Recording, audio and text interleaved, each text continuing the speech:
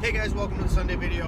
Hope everyone's having a fantastic weekend. If you're new to the channel, welcome. Make sure you subscribe and check out some of the other videos. Now, if you've been around, you kind of know that Sundays and Thursdays are kind of when we work on projects, do car reviews, stuff like that. Monday is almost always a discussion video. Well, this week we're going to flip-flop that around. We're going to do the discussion today on Sunday, and tomorrow we're going to work on a little repair video. So, the reason being is that you all know that we're working on the Prius. If you're new, again, check out why we have the Prius. There's a video, just $300, go check that out. But we got the bumper in, it was all folded up, I got it straightened out now, so we're ready to paint. And the whole point of this repair was to show you in a DIY perspective of how to get professional results from rattle can, and we're still going to show you how to do that. And I was going to do that today. I moved that to Monday for one pretty important reason. So I'm just out on a little Sunday drive, one of my favorite things to do. It's colder than hell outside, but the sun is shining and I don't have a care in the world right now. So I'm gonna go get something to drink, and then we're gonna jump into why we flip-flopped, and we'll get into our discussion. Wake up.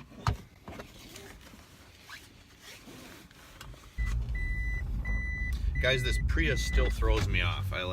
I get in it, and when it's not running, or it stops when you're at a stop sign or whatever, I think it crapped out, and I'm just not used to it yet. It's too quiet. Alright, so like I said, we flip-flopped, so today we're going to be doing the weekly discussion. Tomorrow, we'll get into that DIY repair with the bumper. Reason being that, as you know, if you've seen some of the other repair videos, and just videos in general, I guess, I heat my garage / shop area at home with a wood stove. Well, it's currently -2 degrees outside, and this whole week is supposed to kind of get a little warmer, but it's still going to be kind of crappy out. So when you paint, and if you want to achieve good results, you want good adhesion to whatever you're painting, it's kind of temperature specific. So you want it to stay warm. You want whatever you're painting to have an optimum temperature so that it can cure, and that takes a few days. So I could go home, let my garage heat up, probably take a couple hours to get it to where I could paint in there effectively and get good adhesion and get good spray out of the spray gun. But after that, that's only half the battle. Then you got to keep whatever you painted, in this case our bumper cover for the Prius, warm so that it can cure properly.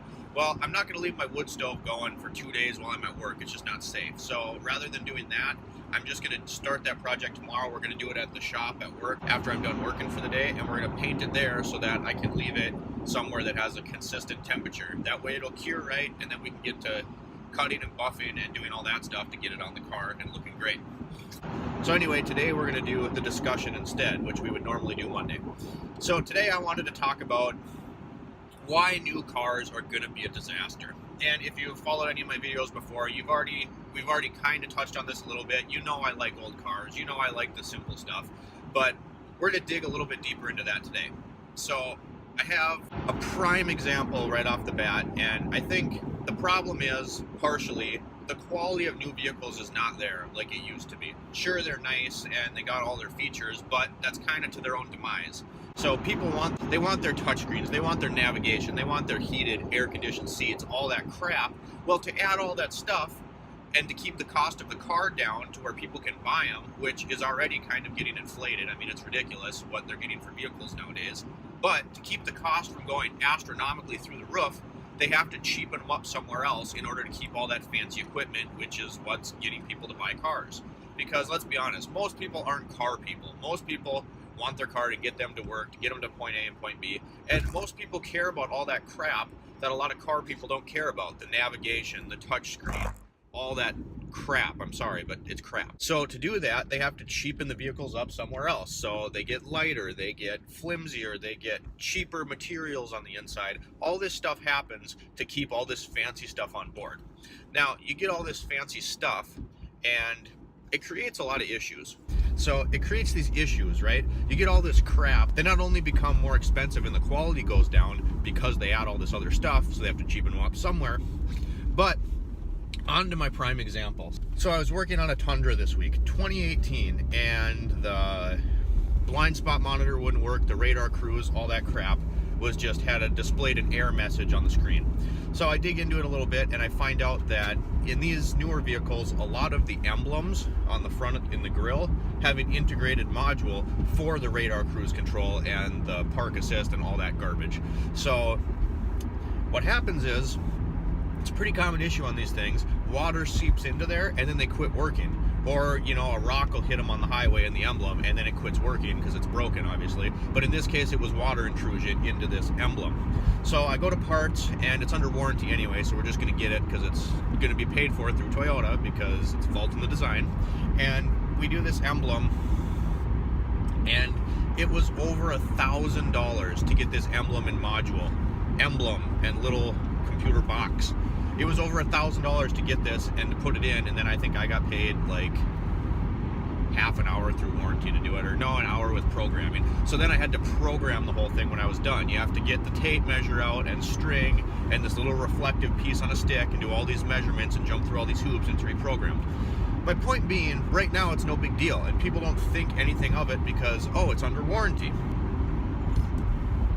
What happens when these things are out of warranty? So personally, I believe that the golden age of buying a car, the golden age of reliable transportation, I'm not talking fun, I'm not talking fancy, I'm talking reliable transportation. I think the best time period you can get a car just for reliable transportation and to be user friendly is the mid to late 90s. Cars in that era are a beautiful thing, you guys, and here's why. So fuel injection was a thing. There was no more screwing around with carburetors, and you had your basic modern amenities that make your car ride comfortable. You had decent suspension. Front wheel drive cars that are more convenient were a thing. You had heat and air conditioning, pretty much standard at that point in time.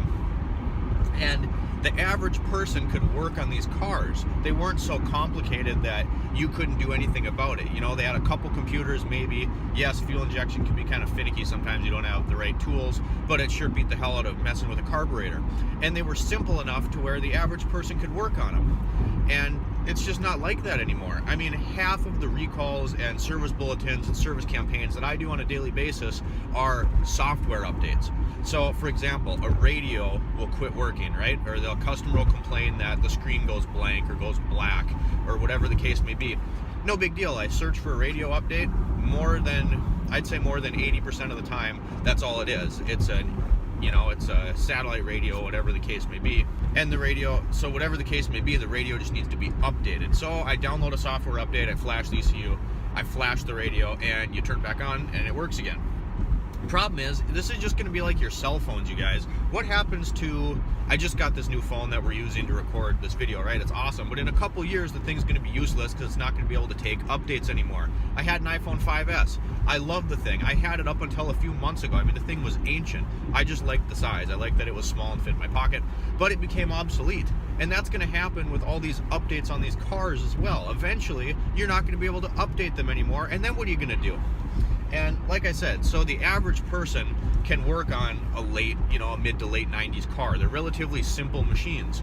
You know, something newer, eventually it's going to come to a point where these cars are going to be the cars that are in the used car market that people like you and I that like to tinker on cars buy, right?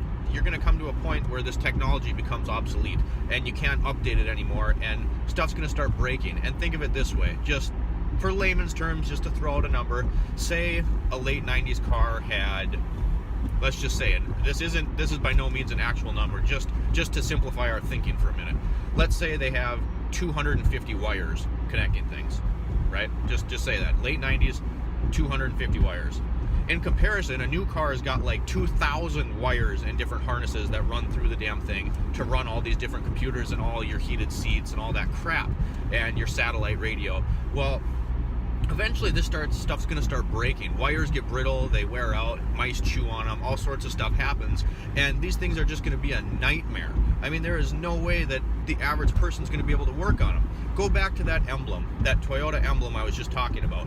People don't think about it because it's under warranty, no big deal. Well, what's going to happen when the thing's out of warranty? Then the customer's going to have to come in and pay $1,100 without labor, so probably when you're all said and done, $1,200 for the emblem that goes on the front of their car that runs their cruise control. And it's just ridiculous. I mean, think about that for a second. The emblem on the front of your car is running your cruise control and your park assist and that crap, and someday when it shorts out, because think, if we're already having issues with this, we're going to continue to have issues with these kind of things. So it's only going to get worse. And once it's out of warranty, you're going to be paying $1,000. Let's say it's down the road 15 years from now. You probably can't even get one, so that's probably going to drive the price up even further. So it's just, I think these cars are going to be a nightmare. Sure, people love them now. They love all the fancy crap that comes on them. I'm not a fan at all. If I can help it, I'm always going to keep an old reliable vehicle in my stable, because it's something I can easily work on. And we won't even touch on this too much, but even like fixing with modification. The Mazda, for example, I bypassed a couple check valves in the fuel system because they were plugged up and I couldn't find the parts anymore.